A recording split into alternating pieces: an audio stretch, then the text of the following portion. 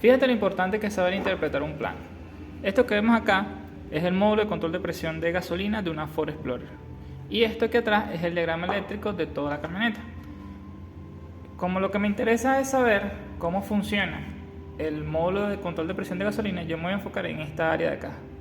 Que todo este renglón de acá es el módulo de control de presión.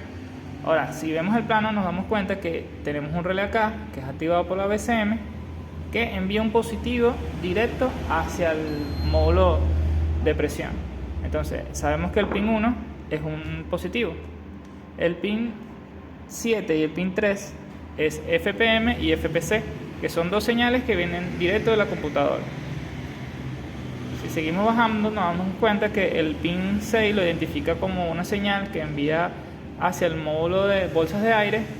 Y tenemos acá FP retorno, FP power, que FP retorno es un negativo y FP power es un positivo 12 voltios que controla el mismo módulo lo controla, lo genera, lo envía hacia la bomba, vamos a bajar un poquitico acá, directo hacia la pila de la gasolina, como tal la bomba del conjunto que está dentro del tanque de gasolina, para lógicamente activarlo y controlar la presión directo desde ahí. Y el cuarto es una tierra. Si nosotros agarramos el módulo, vamos a despejar un poquitico esta área y vamos a colocar el tester. Si nosotros agarramos y con el tester medimos desde el pin 4, que según el plano es una tierra, y el pin 8, nos da continuidad. Quiere decir que efectivamente el pin 8, que es el FP retorno, que es un negativo, está trabajando correctamente porque tenemos la continuidad directo a tierra con el pin 4. Ahora, si agarramos ese mismo pin 4 y medimos continuidad con el pin 5, tenemos también continuidad. ¿Qué quiere decir eso?